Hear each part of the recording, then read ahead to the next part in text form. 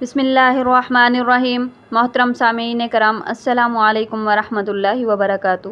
حضرت یوشع علیہ السلام کی وفات کے بعد بنی اسرائیل توحید کی تعلیم فراموش کر بیٹھے۔ انہوں نے دین سے اصل تعلیمات میں رد و بدل کر کے طرح طرح کی بدعتیں ایجاد کر لی۔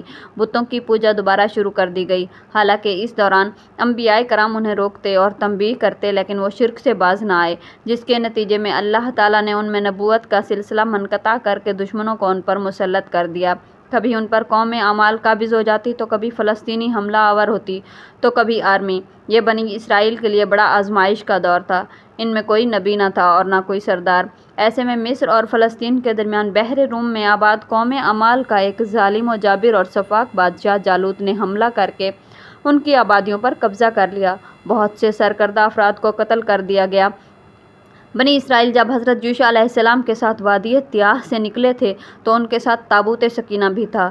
یہ وہ صندوق تھا جس میں اعضائے موسیٰ علیہ السلام، حضرت موسیٰ علیہ السلام اور حضرت ہارون علیہ السلام کے پیران، پگڑی، پوشاک، تورات کا اصل نسخہ، من و سلوہ کا مرتبہ اور انبیاء کرام کے دیگر متبرکات موجود تھے۔ بنی اسرائیل کا عقیدہ تھا کہ جب تک یہ مقدس صندوق ان کے پاس موجود ہے، وہ اللہ کے عذاب سے محفوظ رہیں گے۔ لیکن فلسطینی مشرکین نے ایک خونریز جنگ کے دوران بنی اسرائیل سے یہ صندوق چھین کر اپنے بیت دجون نامی مندر میں رکھ دیا۔ یہ مندر ان کے سب سے بڑے دیوتا دجون کے نام سے موسوم تھا۔ پتھر کے اس دیوتا کا سر انسانی شکل اور دھڑ مچھلی سے مشابہ تھا۔ نجار مصلی رحمۃ اللہ علیہ کے مطابق فلسطین کے مشہور شہر رملہ کے قریب آج بھی ایک بستی دجون کے نام سے موجود ہے، اور غالب امکان یہی ہے کہ تورات میں دجون کے جس مندر کا ذکر ہے وہ اسی جگہ پر واقع تھا۔ ابن جریر رحمۃ اللہ علیہ فرماتے ہیں کہ اہل غزہ اور اہل اسکان نے ان سے تابوت سکینہ چھین کر ایسا کر دیا تھا جیسے چرواہے کے بغیر بکری۔ معزز دوستو، بنی اسرائیل طالوت کی بادشاہی میں ذلت اور رسوائی کی زندگی بسر کر رہے تھے۔ خاندان نبوت کا کوئی فرد بھی زندہ نہ بچا تھا سوائے ایک غریب عورت کے جو حاملہ تھی۔ اللہ نے اس عورت کو ایک خوبصورت بیٹا عطا فرمایا جس کا نام شمویل رکھا گیا۔ شمویل عبرانی زبان کا لفظ ہے جس کے عربی معنی ہیں اسماعیل۔ والدہ کی خواہش تھی کہ شمویل تورات کے عالم بن کر بنی اسرائیل کو دین حق کی تعلیم دیں۔ چنانچہ آپ علیہ السلام ذرا بڑے ہوئے تو والدہ نے بنی اسرائیل کے ایک بزرگ اور صالح شخص کے پاس تعلیم و تربیت کے لیے بھیج دیا۔ آپ علیہ السلام جلد ہی تورات کے بڑے عالم و فاضل کی حیثیت سے پہچانے لگے۔ بنی اسرائیل کے ایک طویل عرصے کے بعد حضرت شمویل علیہ السلام کی شکل میں ایک دینی اور مذہبی شخصیت کسی نعمت سے کم نہ تھی۔ پھر اللہ تعالیٰ نے انہیں منصب نبوت سے سرفراز فرما کر بنی اسرائیل کی ہدایت پر مامور فرما دیا۔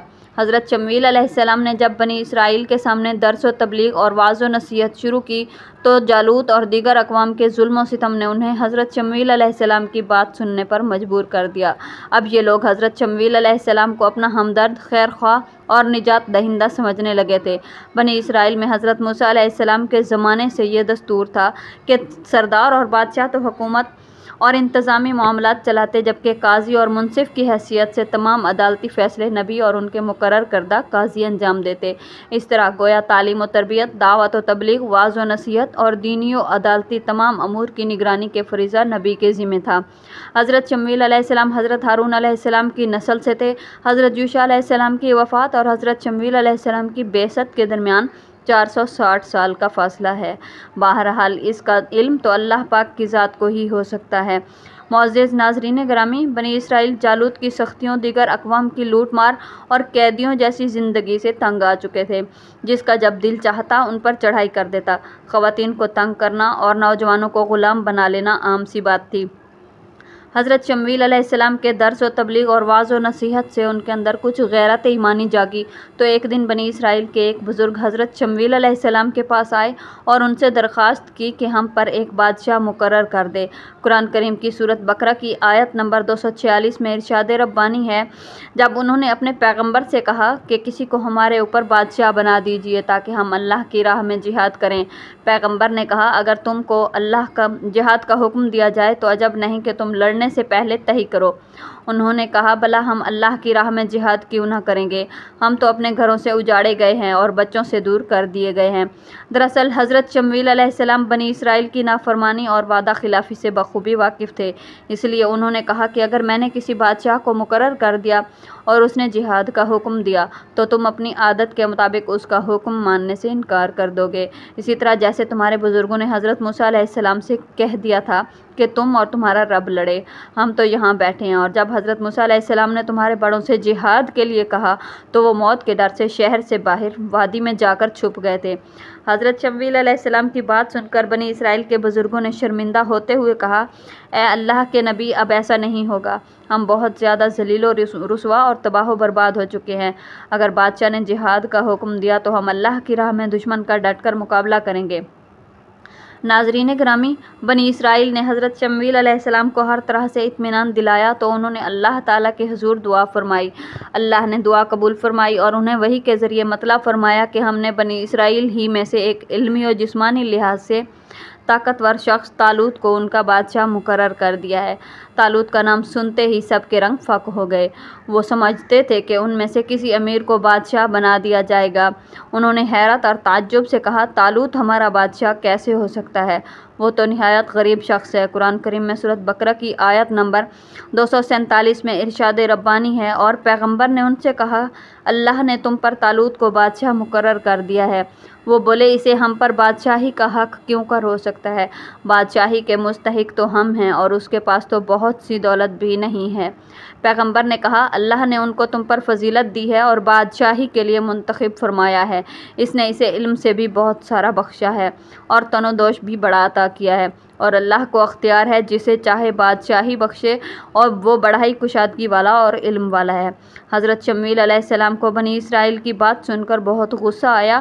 آپ علیہ السلام نے فرمایا، تم لوگوں نے وہی کیا جس کا مجھے ڈر تھا، لیکن یہ اللہ کا فیصلہ ہے اور اللہ نے تمہارے لیے طالوت ہی کو چنا ہے جو علم اور طاقت و قوت میں تم سب سے بہتر ہے۔ حضرت اکرمہ رحمۃ اللہ تعالیٰ علیہ اور حضرت شدی رحمۃ اللہ تعالیٰ علیہ فرماتے ہیں کہ طالوت سقا تھے، یعنی پانی پلانے والے۔ حضرت وہب بن منبع فرماتے ہیں کہ وہ کھالوں کو خشک کر کے چمڑا بنانے کا کام کرتے تھے۔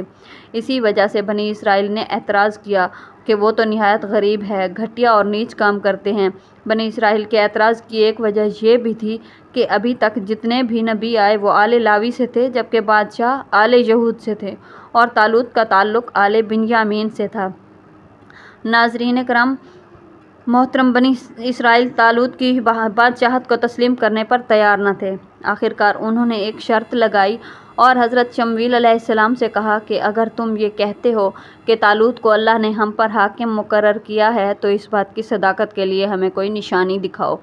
قرآن کریم میں سورۃ بقرہ کی آیت نمبر 248 میں ارشاد باری تعالیٰ ہے، اور پیغمبر نے ان سے کہا، ان کی بادشاہی کی نشانی یہ ہے کہ تمہارے پاس ایک صندوق آئے گا جسے فرشتے اٹھائے ہوئے ہوں گے، اس میں تمہارے پروردگار کی طرف سے تسلی بخشنے والی چیز ہوگی اور کچھ اور چیزیں بھی ہوں گی جو موسیٰ اور ہارون چھوڑ گئے تھے۔ اگر تم ایمان رکھتے ہو تو یہ تمہارے لیے ایک بڑی نشانی ہے۔ اس صندوق تابوت سکینہ تھا، جس کی واپسی کے بارے میں تورات میں تحریر ہے کہ فلسطینیوں نے تابوت سکینہ کو اپنے دیوتا دجون کے پہلو میں رکھ دیا تھا۔ جب وہ صبح اپنے معبود کے پاس آتے تو وہ یہ دیکھ کر حیران رہ جاتے کہ دیوتا اوندا پڑا ہے۔ وہ ہر صبح عبادت سے پہلے اسے سیدھا کرتے، لیکن دوسرے دن پھر اسے اوندا گرا پاتے۔ اسی اثنا میں ایک اور نئی بات یہ ہوئی کہ ان کے شہر میں لا تعداد چوہے پیدا ہو گئے، جنہوں نے ان کے مال و اسباب اور غلے کو تباہ کر دیا۔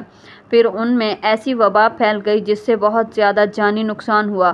اس صورتحال سے نمٹنے کے لیے کاہنوں اور نجومیوں کو جمع کیا گیا، جنہوں نے بتایا کہ قوم پر نحوست اس صندوق کی وجہ سے ہے، لہٰذا اس سے جلد از جلد چھٹکارا حاصل کیا جائے۔ اس کی ایک صورت یہ ہے کہ سونے کے ساتھ چوہے بنائے جائیں، جنہیں ایک گاڑی میں تابوت کے ساتھ رکھ دیا جائے، پھر گاڑی میں 2 گائیں جوتی جائیں اور ان کو بستی کے باہر چھوڑ دیا جائے۔ انہوں نے ایسا ہی کیا۔ اللہ کی قدرت کے گائیں صندوق والی گاڑی لے کر خود بخود بنی اسرائیل کی بستی کی جانب چل دی، جہاں سے یہودی صندوق کو بڑی عزت و احترام سے لے گئے۔